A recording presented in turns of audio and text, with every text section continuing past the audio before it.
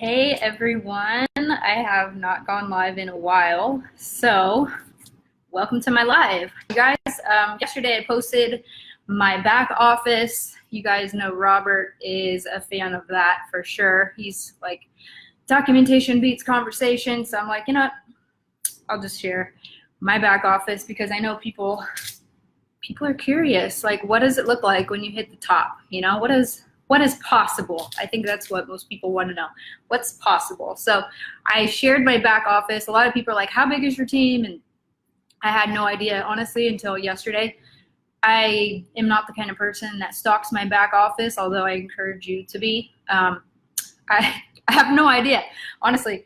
I have like a perfectly balanced business, and it just happened that way. So I'm going to share with you guys some things that I learned along the way. So I joined My Daily Choice in 2014 as an affiliate. Josh and I were not really dating. I mean, we were kind of just like starting to date, and brand new boyfriend and girlfriend. I had an upline. I had a few uplines actually. They all didn't last the test of time. So I just my position just compressed until I hit the top because other people quit. So timing for sure is an important thing. So I have 10 things that I quickly just wrote down, and I want to share with you guys to give you some hope and inspiration. But before I get started, I'm going to just let you guys know the earnings disclaimer. There's no guarantees regarding the income from the My Daily Choice Hempworx opportunity. The success or failure of each affiliate, like in any other business, depends on each affiliate's skill set and personal effort. Earning levels for independent affiliates are examples and should not be construed as typical or average income levels. Achievements are dependent upon the individual affiliate's business skills, personal ambition, time commitment, activity, and demographic factors. Okay, so I'm not here to guarantee anything because I worked my ass off, and I can't promise that you're going to work your ass off, but I am showing you what is possible. So I've been averaging between 250,000 to 450,000 on like when I got my big bonuses a month, and that's as a super affiliate with My Daily Choice. Now we do have an earning disclosure sheet that you can see the average incomes per rank. If you're interested in that, I can post it in the comments after this video. But if you guys also have questions during this live, feel free to comment in the comments, and I'll get back to you guys either after this call, or if I can see them live, I'll answer them quickly here. So you guys, I've been in the network marketing industry for 12 years on and off. My first business was Quick Star when I was 18 years old. Turns out that was Amway, and I didn't even know it.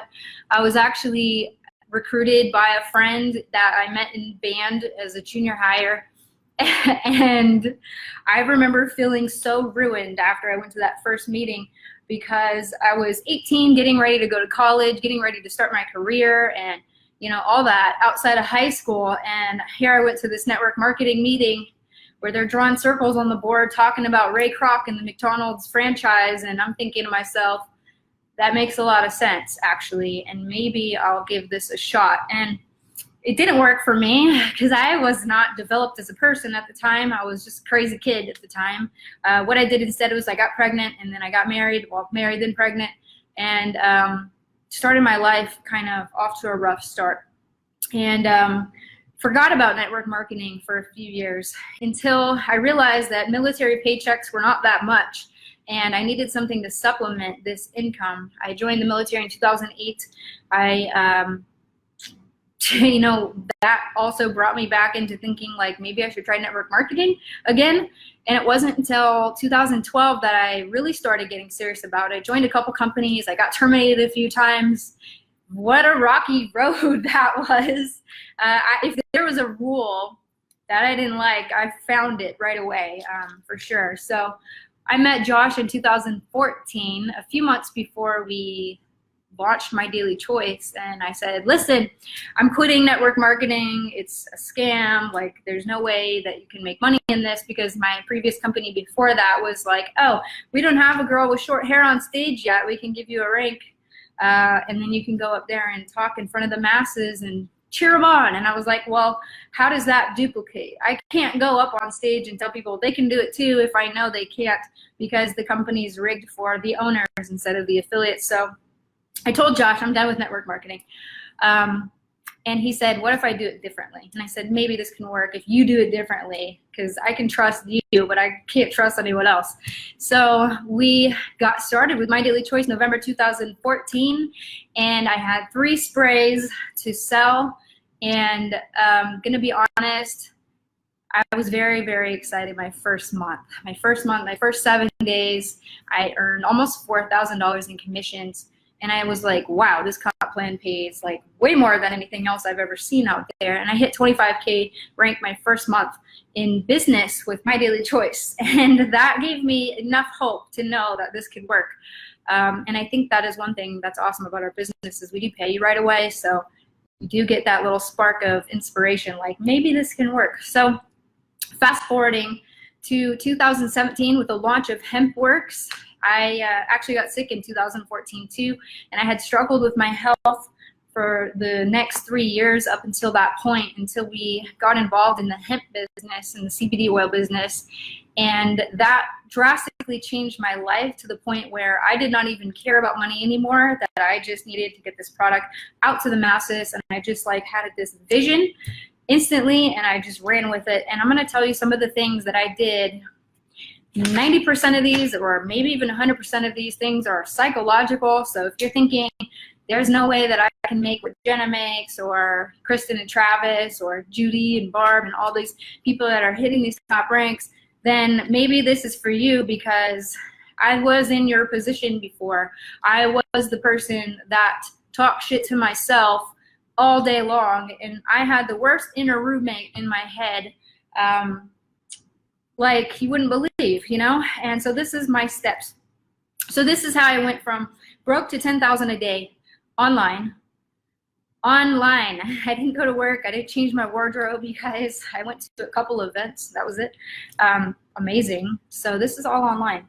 Okay, so number 1, the first thing that I did, and there are 10 things that I did that I can really grasp, that I feel like I could teach to you. The first thing that I did was I rewired my brain. So if you're taking notes, write it down, rewire my brain. And the reason I say that is because when we are born as little babies, we go home to our families, and then pretty much immediately our families begin to indoctrinate us with what is fact, what is real around us. For instance, they tell you right away when you're little, they go, this is a water bottle. And then you learn to just label things. This is a cell phone, this is a card, like a, you know, this is a lighter. Don't ask me why I have a lighter. You should know why. But they tell you what everything is, right? This is a bird, this is a window, this is a light, lamp, whatever. And what it is. And we start believing what our parents are teaching us or what we're learning in school. They tell us what the letters look like and how to read and all this stuff. And so we just accept it as face value that these are facts. But just imagine if you lived your life and nobody told you anything. Then you would be living in a world full of magic. If you saw flying birds throughout the air, if you saw airplanes and you didn't know what they were, everything would be magical. So I decided that I was going to rewire my brain and pretty much dump everything that I ever learned into the trash can. I decided that there was no limit. There was nothing that I knew for sure, and that anything was possible. Anything, like anything. You know, and I went from being raised in a Christian church, and then I went to the extreme of becoming an atheist. And so at this point in my life, I was just like, I'm throwing it all away, and I'm just going to see what comes out of this. I'm going to rewire my brain. So my suggestion to you is to take your brain off of the default setting that you've been programmed with. Okay, there's a reason why your TV is called TV programming. There's a reason why it's called entertainment, entrapment. Okay, I decided to rewire my brain. So that's the first thing you have to do, is throw everything that you know to be true away in the trash can. Put it in the trash can. Stop listening to people that are not giving you good advice. Don't read books that are bringing you down. Don't watch TV shows that are toxic, that are giving you bad energy. I don't watch scary movies because they stress me out. And as my friend Nadia Melton has said about scary movies, she says, I don't pay for stress. And I agree with that. I don't pay for stress. So you have to really begin to challenge yourself. And I feel like this is the step that most people get hung up on because they're so sure of the facts in which they live their life. Well, I got the job, I got the degree, I got the husband, I got the kids, I got the house, I did it all right. So why am I unsatisfied? Why am I unfulfilled? And why can't I achieve my true heart's desire? And that's because you've kept yourself down, right? When your kids, you know, my sons, one of them wants to be a magician, one last year wanted to be a construction worker, and now he's just like, whatever, I don't know yet. And I feel like instead of living in a world where people are embracing your wild ideas, we live in a world and a society that tells you you're crazy for thinking differently. So the first thing is rewire your brain. Open yourself to all possibility completely. So that's number one. Number two, I started saying yes to uncomfortable situations. Okay, so I started saying yes. So if you guys have seen, I think it's called Yes Man with Jim Carrey. It's a movie, and he goes around and he starts living his life where he just says yes to everything instead of no.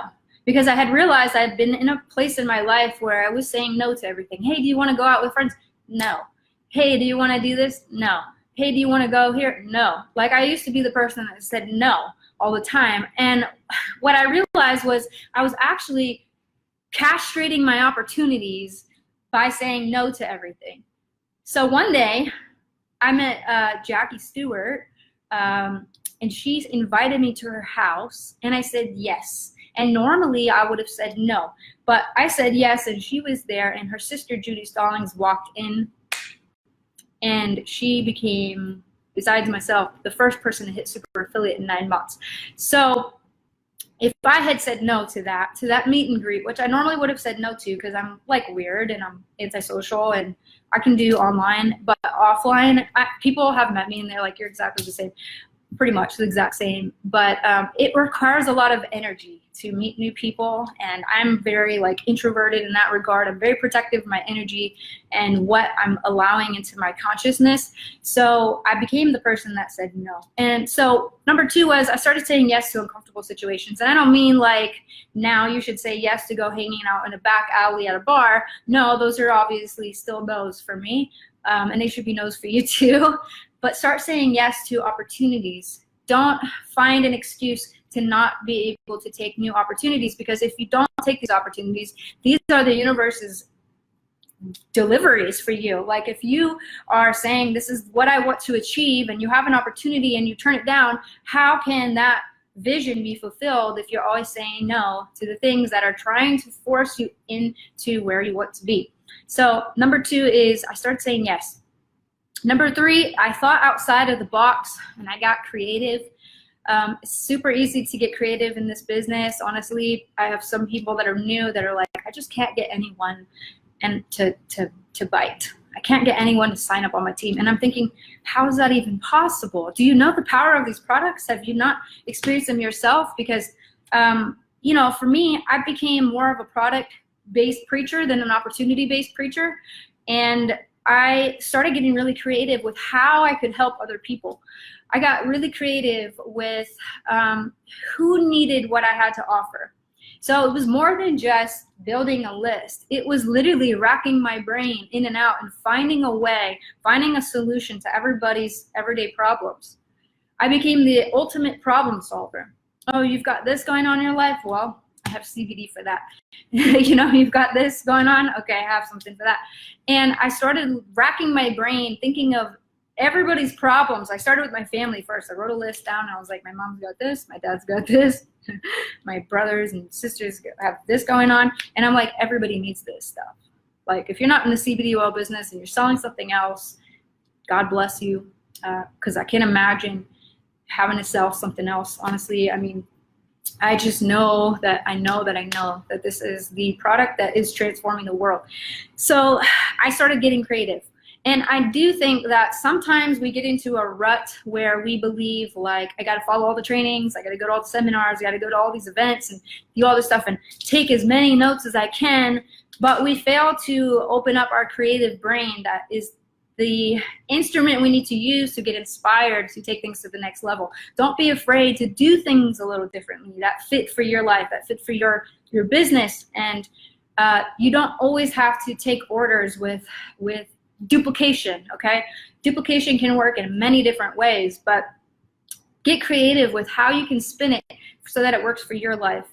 You know, I've got lots of friends that are in the horse industry and they're, you know, equestrians and that kind of thing. And I'm like, tailor the business to you. Tailor it to your interest groups, because there's other people in those interest groups that you can connect with and have a bond with immediately, so that that transition into the business conversation is natural versus trying to just shoot out there looking for everybody. So get creative. Think outside the box. Don't be afraid and don't criticize yourself with your wild ideas, because Hempworx was a crazy idea for me and it worked. So don't be afraid to challenge yourself to think differently. Number 4 was my bad days weren't final. So we've had bad days. I can tell you, if you've been in our business since 2014, you've seen the bad days. You've seen what our shipping was before we got our own facility and our own warehouse and fulfillment. Okay, we've had bad days. And I've decided that my bad days were not going to be final. They were just going to be bad days. And I was going to just leave it at that. I didn't quit because I knew that if I quit, I was going to let the world down. That's really how I felt. I felt like I'm not just quitting on myself, I'm quitting on all the potential people that I could help in the world.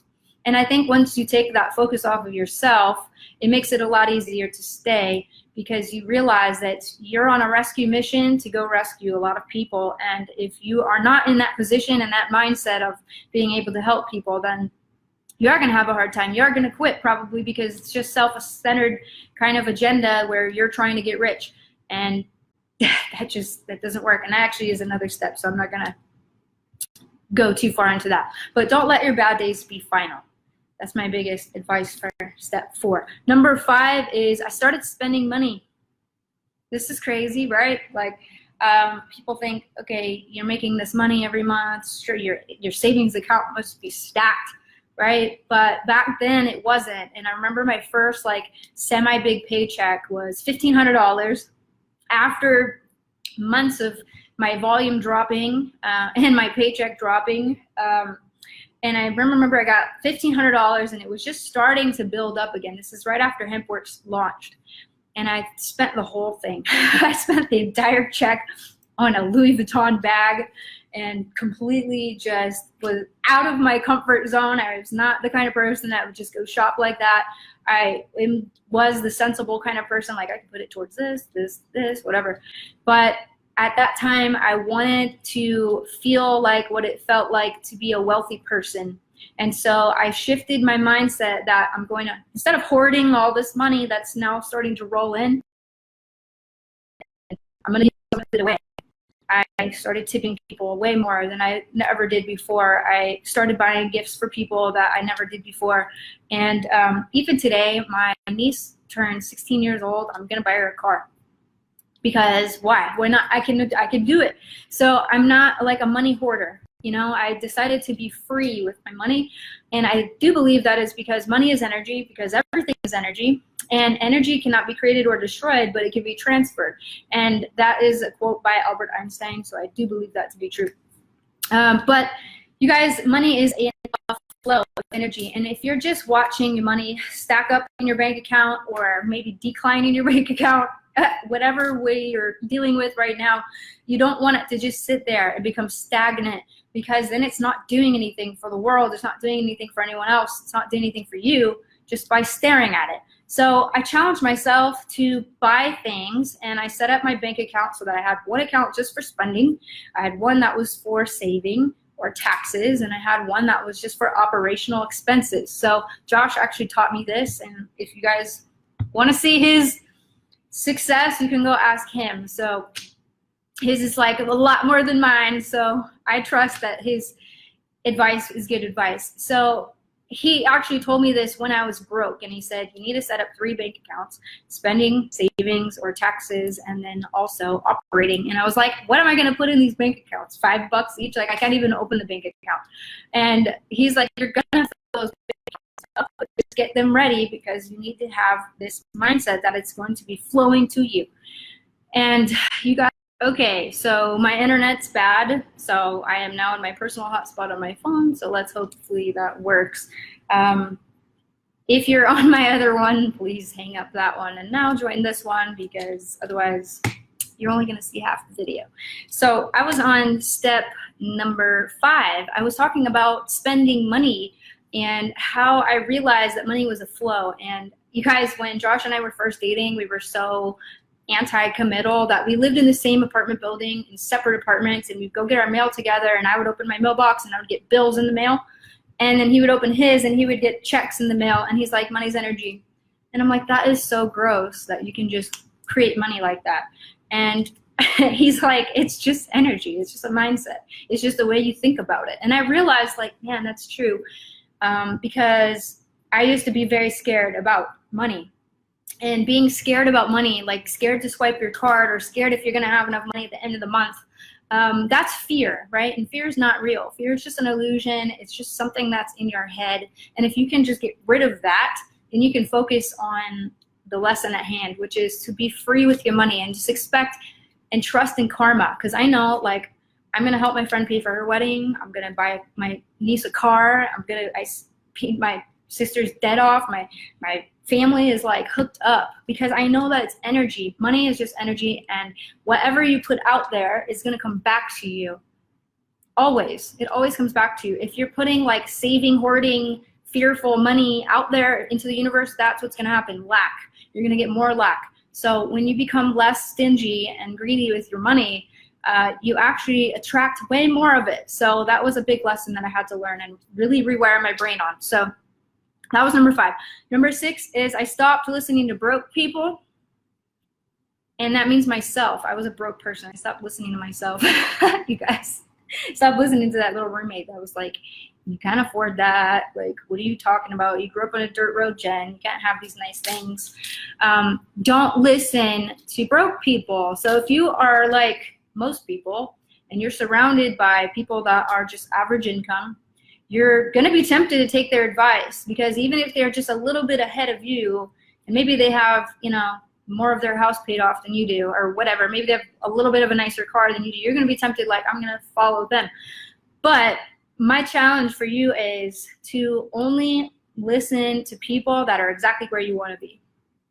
And this goes back to what Robert says all the time: find a mentor that has documentation. I can prove my documentation. I can show you the times where I had massive paychecks, and I can also show you the same time that I've had zeros in my back office. I mean, I have 13, 14 pages full of earnings because I've been here since 2014. And I had a guy that was like, I want to join you, but like, you know, you're Jenna, so I know you're the wife of Josh, so that's obviously why you're successful. So, and I said, get on your Skype right now, and I'm going to walk you through every single page in my back office, and then you can determine if I achieve this myself or not. And so I realized that like you just can't take anyone's advice. That's not where you're at. You have to have the documentation. You have to have the proof. You have to listen to people that have already done what you've done, because they already know the roadmap. And I'm not tooting my own horn here, although I have achieved something dramatic and drastic here and substantial in my life, but I've followed the leader, you know, and that's what network marketing is. I followed Josh before I had my own story to tell. I knew Josh's story like the back of my hand. I had to edify him and not talk about myself at all. Every single phone call I got on in the beginning of our business was all about Josh. I was like, you know, he hit his first million by 21 years old. He built a team of 56,000 people around the world. He was the top income earner for several years in a row. They had to create new ranks for him. As an affiliate, I told his story because I didn't have one yet, and I wasn't afraid of that. I decided to just follow people that did what I wanted to do, and I happened to live with them. So that's like even more convenient. But my point is to pick out your mentors and choose them wisely. Now, a lot of times in my life, I didn't have mentorship. I didn't even have parents at some point during my life. So I read a lot of books. I read about one book a week. I'm like an avid book reader, and there was a time in my life where I just didn't. After college and high school, I was just like, what do I need to read for? Like I have TV and radio. But read books and study what other people are doing that are getting the results that you want. Because if it's been done before, that means it can be done again. It means it is possible. Number 7, this is random, but totally a part of my life. Number 7 was I took a holistic approach to overall wellness. And I mean financial wellness, physical wellness, mental wellness, spiritual wellness, okay? All of that together had to come full circle for me. For sure, because like I couldn't just have a piece of my life struggling and have another piece of it like super excelling. I don't think it works that way. For me, I had to get serious about my health. I had to get serious about my meditation and yoga and like getting in alignment with my true desires and listening to my spirit versus my ego. And you want to know the difference between those two? Your ego is what is the doubting voice in your head, and your spirit is the one that knows that it's just the presence within you, that the observer behind the mask. Okay, you're the observer. You're not the person that you think you are. So I had to take this holistic approach to wellness. And I realized that as I went on a journey, more and more people wanted to follow me because they saw that I was changing my life. They saw where I started from, and they saw where I was going in the middle of it. And there's some people that have waited till now. They waited till I hit this level before they've taken me seriously. So it doesn't matter. But if you're going on a journey, let's say you've got a few pounds to lose. I'm not judging, but let's just say that's an easy journey for you to go on that you can document and put on the internet and put on Facebook and say, listen, I'm Operation Getting Myself Healthy so that my brain, my mind, my body, and everything can be holistically well. If you go on these journeys, it inspires so many people because you are taking the steps where they are afraid to take. That's an easy way to build your Facebook following. That's an easy way to get people to become engaged with your story. So for me, I had to go on my own journey, and it was mostly a spiritual journey for me. I didn't have much weight to lose, so I didn't have that opportunity. I think that would have been easier because I could have just showed you before and after pictures. But you have to see my videos, I guess, from back then till now. I made drastic personal development changes, and that was the journey that I went on. So I encourage you guys to go on a journey and document it. Change something in your life and put the pieces in your entire life together, not just a part of it. Don't say I'm going to be rich and then I'm going to worry about eating right or whatever. Like, do it all together. Make it a collective, holistic thing, because that's going to take you to higher results much faster, because you're going to have the respect and the inspiration of people that are following you. Number 8, I led with my heart and my passion. Instead of my skills and all my background that I learned, I learned how to do call center stuff. I worked in a call center. I could smash any sales call probably. Like I had skills, but I didn't have heart. And I think that was the biggest thing that was missing from my organization up until I started with Hempworx, because my passion was so great for these products because of what changed in my life that I led with that. I led with my heart first. And I realized that it wasn't all about me, and it wasn't just about my results. And I think if you can do that, I always teach people, even in the corporate office, as we're hiring new people, I say hire people or recruit people with heart and then teach them the skills. Don't go for the people that have all the skills with no heart. Like, I don't care how much money somebody's making in the industry. I don't care if they're a 7 or 8 figure earner. I'm not going to talk to them. I'm not going to hang out with them at events. I'm not going to approach them if I think they're assholes. I'm just not. Like, if their ego is bigger than the whole room, I'm avoiding them. Like, I have no interest in dealing with people that are too good for everybody else. That is one of the biggest turnoffs I found in network marketing, that I decided I would lead the example and change that, because I hated that. I hated that people had to feel like the people on top were celebrities and then everybody else was just like these little peasants. Like, I hated that so much. So I decided I was going to lead with my heart, and I was going to be casual, and I was going to keep it real, because That's what I felt the industry needed. I felt like the shift had to happen from within first before that we could change the rest of the world. So I encourage you to lead with your heart and not your skills and not your rank and not your accolades and not whatever car you drive and whatever house you live in. No one gives you crap about any of that. Yeah, it's great. Yeah, it's great I make $10,000 a day online. Good for me. But how I did it was by leading with my heart, by becoming a heart-focused person. I had to let my guard down. You know, I used to be so tough. You know, I used to be like, people call me the ninja and all this stuff. And I used to have this like shield around me all times because I'd been hurt so many times. And I just kept this shield over my heart, and I never let anybody in because I didn't want to get hurt. I didn't want to be vulnerable. And my biggest thing I can teach you guys is to keep your heart open. Because if your heart is not open, then you're going to have a really hard time connecting with people on a real level. And I learned that because of Josh, because he's the first person that I really fell in love with. And he inspired me to change who I was. In fact, I even decided to get therapy at one point. I went into the shrink's office and I was like, apparently there's something wrong with me because all my relationships are falling apart. I'm broke and I'm going bankrupt and nothing is working right in my life. So apparently I'm the common denominator and it's me. So what's wrong with me and how can I fix it? Because I'm tired of hurting other people in my life because I'm not allowing them to enter into my space. And I had to really do a lot of self-reflection on that. And I had to really put in the work. And this is the hardest work I think anybody can do in their lifetime, is to conquer their lifetime of past trauma, their ancestral trauma that's been handed down from parent to parent or parent to child and then so on. I think that's the biggest thing that we can learn to do, is learn to leave our heart open and to keep it open all the time and not to be afraid to become vulnerable or being exposed. I think it's a perfectly honorable thing to keep your heart open and let people experience the realness in you so that they can be inspired to open their hearts as well. Lead with your passion, lead with your heart. That is probably the most important thing that I've said, and out of all of this, that I feel is extremely lacking in our world and in our industry. So if we could just get a couple of you guys to get on board with that, I think it would do a lot of good. Number 9, this kind of goes with number 8, but number 9 is I stopped thinking about myself. I became selfless. I used to be a really selfish person. I used to not care about anyone, or I thought I did, but I would not show them accordingly.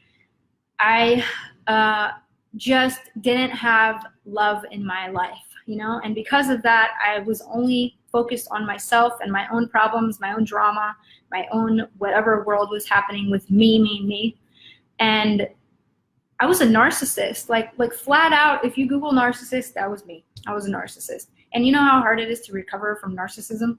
It's really hard because it takes a lot to admit it to yourself that you've been a shitty human to other people. So I stopped thinking about myself. You know, people that are like, I'm just so like depressed and like anxious. And I'm like, this is my belief, and I don't know if it's true or not, but this is why I believe, you guys, that people that are depressed, and I've been there, I've been suicidal, I've been on the side of the road, like questioning if I ever want to go back into my house or if I want to run away. I've been in the worst situations you can think of, so I'm speaking from experience here, not judging anybody that's going through a hard time. But for me personally, depression for me was, I'm so focused on myself and my own pain that I literally can't care about anyone else around me. That's what depression was for me. And because of that, I decided I was going to stop thinking about myself. What took me out of the place of being sad and depressed or whatever, what took me out of that was, what can I do to give to somebody else today? How can I make somebody else's day better? I started doing nicer things for my husband, my kids. I started putting love into other people. And when I took the focus off of myself and woe is me and my problems, everything began to shift and everything began to return to me. That love I was putting out there came back tenfold. And again, you guys, the wheel of karma is completely true. At least it has been for me. So if you're experiencing lack of results, ask yourself, what are you putting out there? You have to become the person you wish to attract. You have to become the person you wish to attract. If you're acting crazy on social media, if you're doing stupid things in your life, that's what you're going to attract back. You have to become the person you wish to attract. There's no other better way to say it than you have to lead yourself on your own journey before you can lead anybody else. Because nobody's going to be inspired by somebody that's just pretending. We can see right through it. I mean, we see fake leaders all the time doing all this crazy stuff online, and it's like, great, what have you done for somebody else? So number 9 is don't think about yourself so much. Think about how you can help somebody else, and then be patient, because that's going to be returned to you. It always happens every time, and it might take a while. You may have to give a lot, because you may have a lot of bad karma you have to clear from what you've taken from life. You may have to invest for a long time giving in before you can take out, but you have to make deposits into other people's lives before you can take withdrawals. And lastly, number 10, this one is probably going to be one that blows your mind the most, which is why it's number 10. I realized what was illusionary in my life and what was real. I realized what was fake and what was real. What was fake was fear, doubt, excuses, depression. That was fake for me. Bipolar. They call me bipolar at the doctors. And I said, how do you know that? Is there a scan or something you do? Or you just ask me a few questions and determine that? Yeah. So I had to decide what was real. I had to decide what I was going to reject out of my consciousness and what I was going to accept. And this is going to sound crazy, but you guys, literally on the plane, on the way to the cruise, onto Miami, there was clouds in the air, and the pilot got on the speaker and said, we're in a holding pattern for an hour, and we're gonna be a delayed flight because the weather is so bad we can't land. And I heard that, and I said, I reject that. I don't want that reality, so I'm not gonna even focus on that, because most people would be sitting there and go, oh, great, another hour. Like, you know, that's what most people would think. But I didn't do that. I just said, it's just weather. I can change the weather.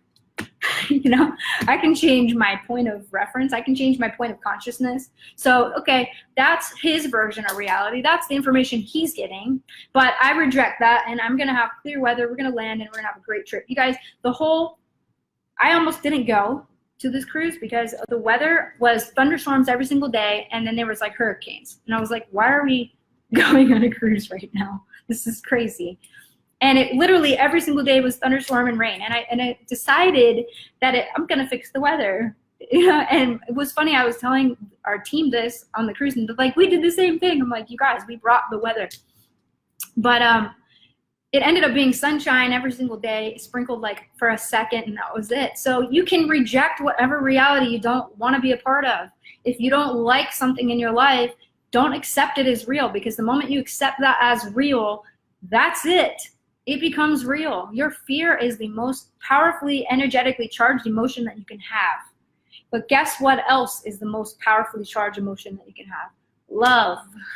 Love is the opposite. Okay, so don't accept the things that you don't want in your life. You may be sitting in a studio apartment. You can barely afford rent. You may be struggling right now, but that's the reality you can reject. You can reject that. You can say, no, I am not going to continue this way, and this is a temporary holding pattern until I get to my next destination. This is not my final destination, and I'm not finished doing what I have to do here on earth. And whatever I'm going to achieve is already on the way. Like, I imagine myself, when I am manifesting something in my life, I imagine it as easy as I'm ordering something on Amazon. They're shipping so good, you can depend on it, right? And when you order something, you know it's showing up in 2 to 3 days. And you don't have to worry about it. You don't have to like crazily check the tracking. Like, you know, it's going to show up in 2 or 3 days, stress-free. So I imagine the things in my life, I imagine it just like I am placing an order on Amazon and it's just on the way. Like, no, like, who is calling Amazon on the first day and saying, where's my package? You know, like, where's my package? Oh my God, it's not here. I'm going to start freaking out. Did it get lost on the first day? No. It's in transit. Your blessings are in transit. Whatever you've put out there that you want to achieve, whatever your vision is on the way. As long as you become a vibrational match to whatever it is you're trying to achieve. Okay, now if you're saying, I want to make $10,000 a month, like, you know, Jenna, or a day or whatever, and then your vibration is low, to the point where they don't even make sense together. Like, I'm gonna make this much money, but I'm gonna treat my family bad, and I'm gonna bring bad energy into my home. You're never gonna get there, okay? So you have to have your vision and what you're trying to attract in your life, and you have to raise your vibration to match it. And when you match it, it's as simple as ordering something on Amazon, and you can manifest something instantly. You can manifest it instantly. I've been known, and I am crazy to say this, inside of a hotel casino, but Josh can verify this. I will go play poker, and I will tell him what cards are coming out next. And it's not because I'm a psychic, it's because I'm manifesting it. I'm creating it in real time. And you can get so good at creating, it becomes extremely fun. So number 10 was realize what is real in your life, or what you want to be real in your life, and realize what is fake. Because a lot of this is going to be completely opposite. Magic is real, and your words are magic. And when people come to me and they go, I have all these health issues, I have all this financial trouble, like, I go, whoa, why are you saying any of that? Those are your words are your magic spells. Imagine that. Imagine that your vocabulary, your language, and everything that you're feeling and vibrating on a daily basis, whatever is coming out, is what you are creating. You're creating based on what you're saying. So if you're saying all of your problems, guess what? You're on a repeat cycle of your problems. It's really that simple. Start speaking your magic spells of the words that you want to create. I am making $10,000 a day. I'm making $10,000 a minute, a month, a year. I don't know, whatever your goals are, but start speaking life into your magic spells, into your words, into your vocabulary, into your every single day. And be very, very paranoid about saying anything you don't want to create, because you're creating it whether you like it or not. The universe has no biases. It doesn't care if you want to see greatness or problems in your life. It doesn't care. It's unbiased. We live in a world and a planet of duality. There's good and evil, right? And you can create in any way you want, depending on what you are speaking and believing and feeling. More importantly, your emotions are your sensors. It tells you if you're on the right path. If you're feeling really horrible and you're just negative and all this, then you know you need to change your thoughts, because your thoughts will change your feelings, and your feelings will change your entire reality. So those are the steps, you guys. And if you missed them, 1 is I rewired my brain. I took it off default setting. 2, I started saying yes to uncomfortable situations. 3, I thought outside the box. I got creative. Number 4, my bad days weren't final. I didn't quit. Even though it was like horrible. I kept my mind on my vision and realized I was just waiting for my package to arrive. That's it. I was in transit. That was it. So my bad days were not final. Number 5, I started spending money. More than saving, I started spending it because I realized money is energy, and it was an exchange. It was karma. It was what I put out comes back. Number 6, I stopped listening to broke people. I started following people that had what I wanted. I started taking their advice, whether I agreed with it or not. I was coachable. I was trainable. I decided I don't know anything, and I'm going to learn from scratch. Number 7, I took a holistic approach to wellness in all areas of my life. Number 8, I led with my heart and my passion. Number 9, I stopped thinking about myself. I started thinking about other people.